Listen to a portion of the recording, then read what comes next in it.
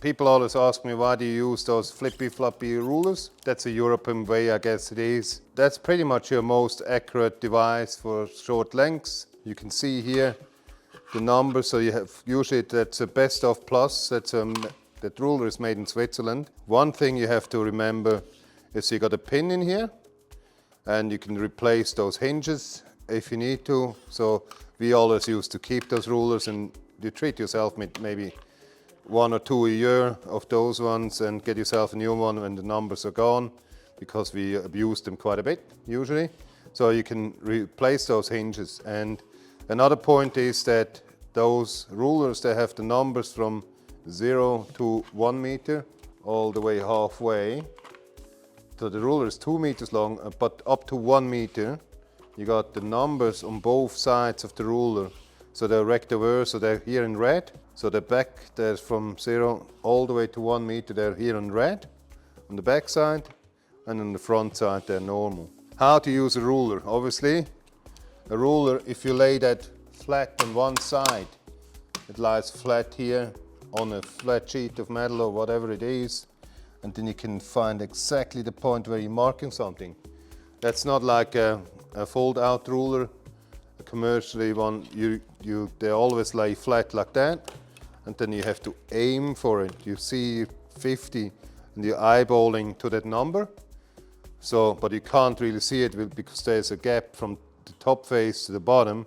It's sort of right, but if you want to be accurate, you want to have the ruler on the side.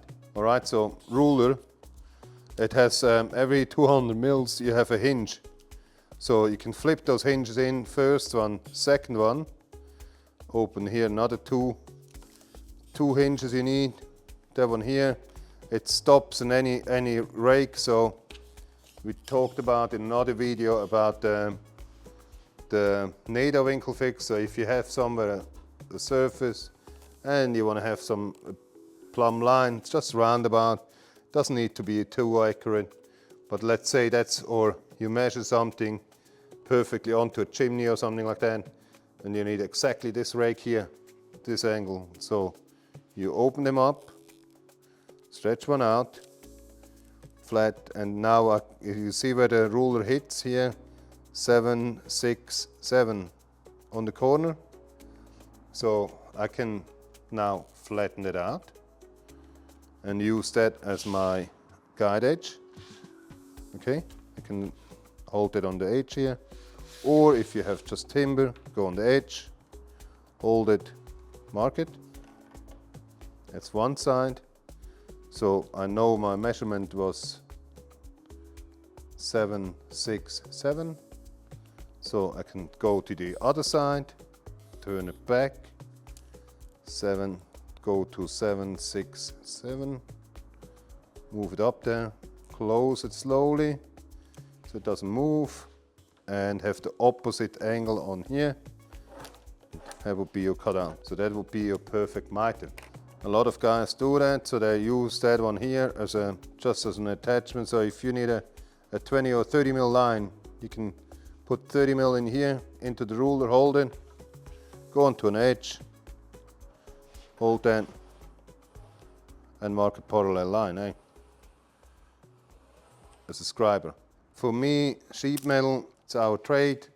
So if I got a long flashing like that, it's what's that? Almost a meter long. That is a meter long, and I need to mark a line from here to down here because I need that rake for some reason. I can grab my ruler, make it maybe an inch longer, grab my ruler, hook it in here, put it exactly where I want it, and go all the way in. And I know I'm sitting there. Go over here, pull that in, hold it, and hold the whole ruler like that, It's okay. That's my line, okay? So quite simple, you can lift it up a bit, hook it in, it holds on one side, and then you can pull the whole line. You have a perfect straight line on the whatever metal you're marking on. That's close enough to perfect. Another thing is, what a lot of guys are using them for is, one element here is 3 mils, 2 6 mils, 9 mils, 12 mil, and so on. Okay, every segment is 3 mils more.